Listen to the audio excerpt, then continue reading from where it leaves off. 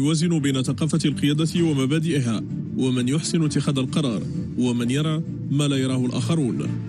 تلك صفة يمتاز بها رومان سايس، عميد الأسود ورجل ثقة برونو ليتش في وولفرهامبتون الإنجليزية.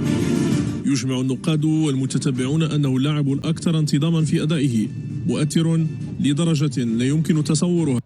في خطوة مؤثرة أنهت مسيرة دولية حافلة بالعطاء، أعلن قائد المنتخب الوطني المغربي رومان سايس اعتزاله اللعب الدولي، موجها رسالة وفاء راقية إلى الجماهير المغربية وكل مكونات المنتخب الوطني. صفة يمتاز بها رومان سايس، عميد الأسود ورجل ثقة برونو ليتش في وولفرهامبتون الإنجليزية. يجمع النقاد والمتتبعون أنه اللاعب الأكثر انتظاما في أدائه، مؤثر لدرجة لا يمكن تصورها.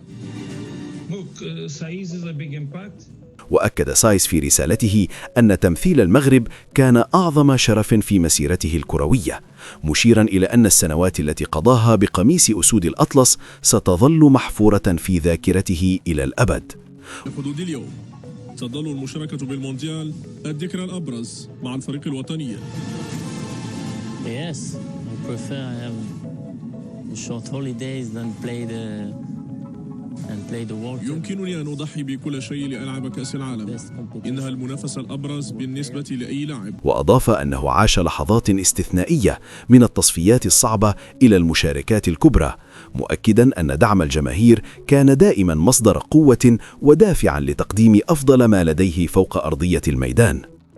ويعد سايس من أبرز قادة الجيل الذهبي للمنتخب المغربي، حيث حمل شارة القيادة في مرحلة تاريخية شهدت مشاركة مميزة في عدة استحقاقات قارية ودولية، أبرزها الإنجاز التاريخي في كأس العالم 2022 عندما بلغ المنتخب المغربي نصف النهائي في إنجاز غير مسبوق عربيا وإفريقيا.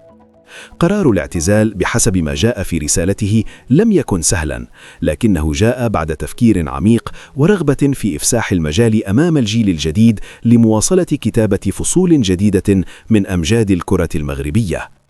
وفور إعلان الخبر تفاعلت الجماهير المغربية بشكل واسع عبر مواقع التواصل الاجتماعي، حيث انهالت رسائل الشكر والتقدير مشيدة بروح القائد والتزامه وتفانيه في الدفاع عن ألوان الوطن.